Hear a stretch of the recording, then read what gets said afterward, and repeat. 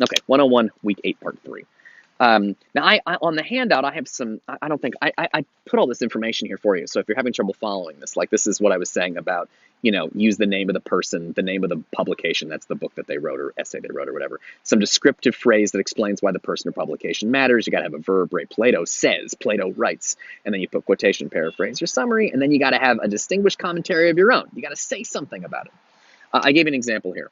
In his essay, The Critic as Artist, playwright and philosopher Oscar Wilde writes, "As long as war is regarded as wicked, it will always have its fascination. When it is looked upon as vulgar, it will cease to be popular." And then see, it's in quotation marks, so that's his exact words. And see, I got the name of the thing he wrote, I got the name of the guy, I got who this guy is and why he's famous, and then I have my own opinion. This quote from 100 years ago can help us understand the way cigarette use in America has declined in the last few decades. And I broke it down for you in pieces, but I think it's pretty easy to follow. It's not super complicated. But again, read the handout, ask questions if you need any help with that. All right, I feel like this is going relatively good so far. Okay, I'm going to talk about some other things as we move forward here. Okay. Oh, good. Okay, this is pretty easy to work with. All right. Okay, I have a couple of things to say about paraphrase. So let's paraphrase is putting it in your own words. That's the in your own words part. Students often have a little bit of trouble putting things in their own words. Let me show you an example of putting something in your own words. In his essay, this is the section of paraphrase. In his essay, The Critic as Artist, playwright and philosopher Oscar Wilde proclaims, that's a verb, right? So again, name of the thing he wrote, name of the guy who wrote it, description of why this person matters.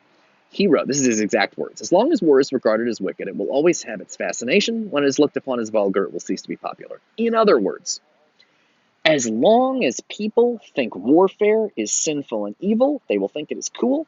But when people think it is ugly and stupid, no one will support it anymore. Do you see what I did there?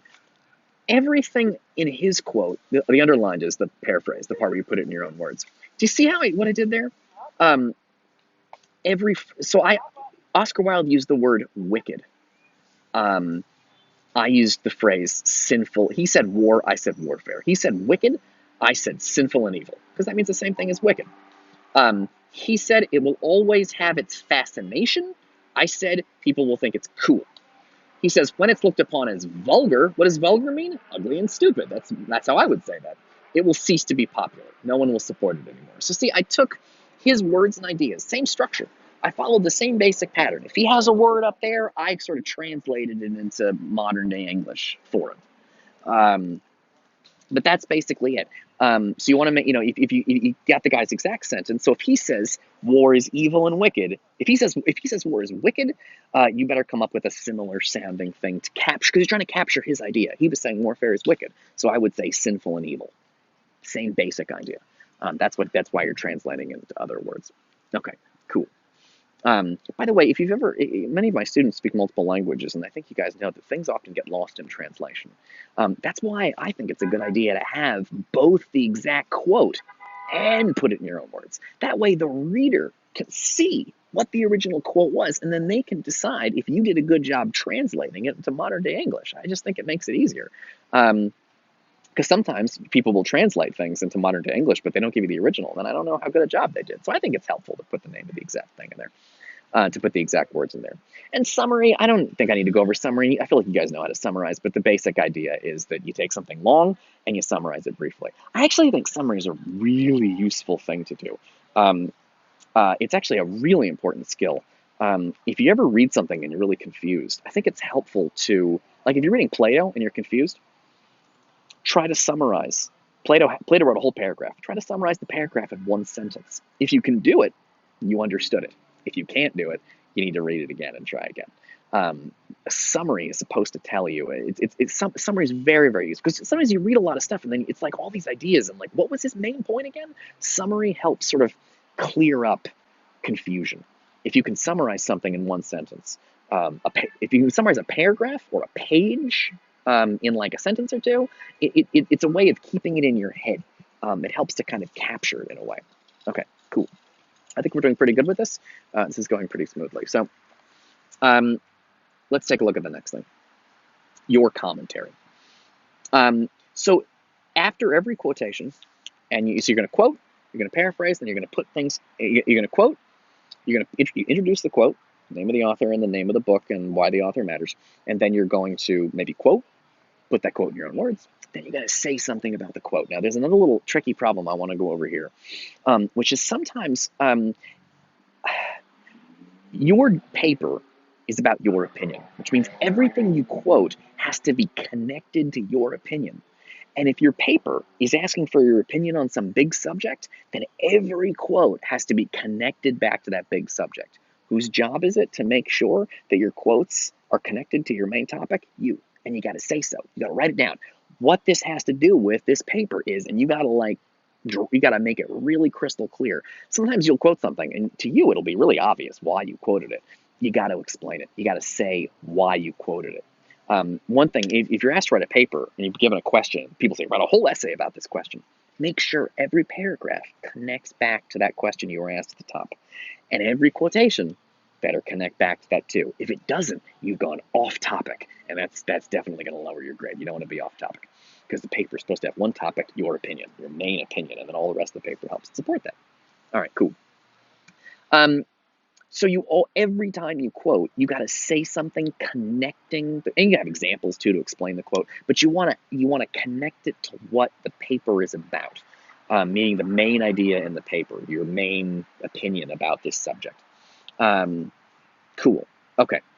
I'm going to show you something that I get a lot from students, and I hope you'll be able to see why it is a little bit confusing and difficult for me. And I hope that you will not make this mistake. Let me show you this. All right. All right, let's take a look at this. Ugh, I want to be teaching Plato or film or poetry or something. I hate this is the one part of my job. It's the one thing I have to teach that I don't know. It's boring. There's no way to make it fun. Like, I don't know if you watch my plagiarism lecture, but like I feel like I did a good job making that kind of fun. I put a lot of music in there and movies and shit, but there's no way to make this fun. I've tried. There's no way to do it. Okay, so look at this sentence. Imagine this is like a student paper, right? In his essay, The Critic as Artist, Playwright and Philosopher Oscar Wilde writes, this is going pretty good, right? It's got this student's doing a good job, right? Got the name of the thing, you got the who wrote it, you got why they're important. As long as war is regarded as wicked, it will always have its fascination. When it is looked upon as vulgar, it will cease to be popular, unquote. Okay, look at this next sentence. This is where the student gets in trouble. This happens all the time. Warfare needs to not be seen as cool anymore. I don't know if you can see the problem with that. That's a very big problem. The problem with it is this sentence here, warfare needs not to be seen as cool anymore. I can't tell if the student is taking what Oscar Wilde said and translating it into sort of modern day words, or if that's the student's opinion. I can't tell. That's why if you're putting something in other words, say, in other words, blah, blah, blah, blah, blah. And if you are giving your own opinion, say, in my opinion. Now, I know a lot of your teachers said, don't use I, don't say my. They get very upset about this. I think it's fine. Just say, in my opinion, I believe. I really think it makes things clearer. Your teachers didn't want you doing that because they don't want you talking about yourself instead of the book. Don't talk about yourself instead of the book. But it's okay. At least in this class, you're going to check with the other professors on what they're looking for. But certainly in this class, it's fine to say, I believe, in my opinion, because it makes things clear. It's clear. If you say, in my opinion, now I know you're not putting Oscar Wilde in other words. You're not putting Plato in other words. You're saying what you think.